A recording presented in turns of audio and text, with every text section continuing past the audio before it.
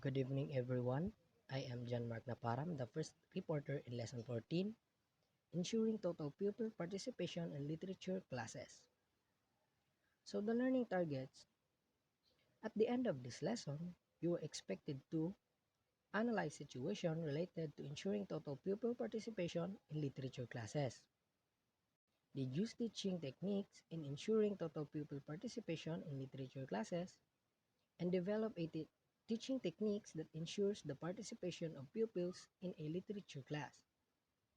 So in introduction, do you remember your elementary teachers? Some of us may not forget them because they were full of teaching strategies and techniques that snatched us from sleeping and shooed away our boredom. As beginning teachers of English language and literature, we must always wear a hat of a teacher whose latitude techniques is vast. These techniques ensure that all pupils are actively engaged while developing their love for literature and enhancing their literacy level. This lesson exposes us to these techniques and provides specific guidelines to follow to help us implement them appropriately. Students who participate in class have studied the material well enough to introduce new concepts to their peers. Participation can also help students to learn from each other, increasing comprehension through cooperation. This, this can in turn improve relationship between students and between student and professor.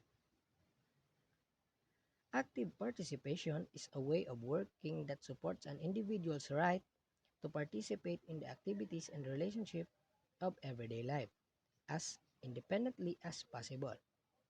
Taking control of their own care and support helps an individual build their identity and self-esteem.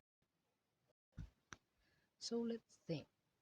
Pupils in any English or literature class are varied in many ways. Sometimes the challenge is to ensure that each learner is fully participating in class and actively thinking. You might have noticed that some learners are endowed with high level activeness. They are those who frequently raise their hands and seem to be all knowing. Pupils who never tend to stand and speak also exist, on the other hand. This is why every teacher in English, especially in literature, should be loaded with techniques and strategies to subdue this reality.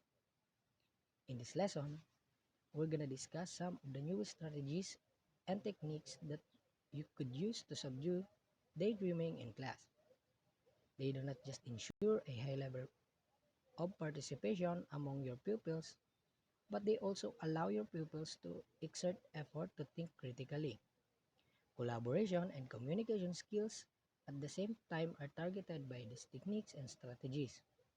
Some of the following tips also provide you with ideas on how to integrate the use of interactive technology in teaching.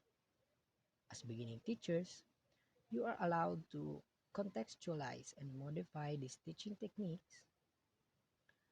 The purpose of the purpose is to uh, suit it the peculiarities of your own classes. So these are the strategies and techniques. First is rippling and bouncing answers, link it cards, finding a partner in a music mingle, expanding your network, and human Likert scale and savvy survey. So first is rippling and bouncing answer. This is suggested by Himeli and Himeli in 2011. This teaching technique is used to elicit answers to be perceived by the whole class. It is lodged under collaborative teaching approach. Moreover, it is dependent upon the skill of the teacher to craft controversial, higher order and critical questions. It banks on the reflective and divergent skills of the learners. Also, it thrives on the successful communication and collaboration of ideas between and among the learners. This technique can be used either as a before reading or after reading activities. So this is the step-by-step direction. So first, the teacher writes or show a controversy or an open-ended question related to the text. So open-ended question. An open-ended question is a free-form survey question that allows respondents to answer in open text format so that they can answer based on their complete knowledge, feeling, and understanding. It means that the response to this question is not limited to a set of options. So next is provide a ample time for the pupils to think about their answer. So provide a enough time for the pupils to think or to review their answers. Next is all pupils respond individually to the prompt or question or controversy. Next is all pupils share their responses in dyads or triad.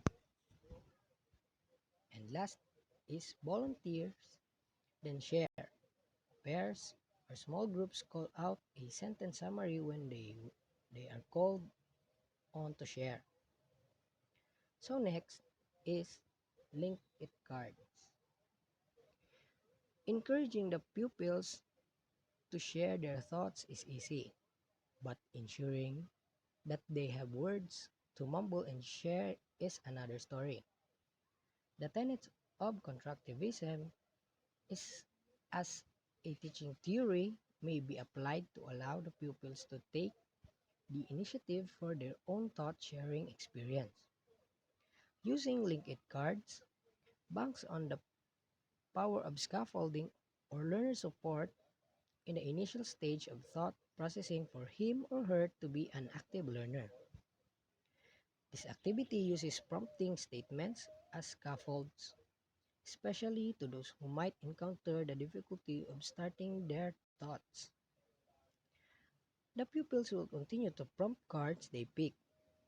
Before the prompt cards are picked, show them all incomplete statements on the board and give them an ample time to organize their answers. In that way, wait time is provided for both fast and struggling learners. And this is the step-by-step direction in linked card. So first, the teacher writes or shows instructions plus the prompts. For example, find out the meaning of your classmate's answer by asking him or her a question starting with any of the following.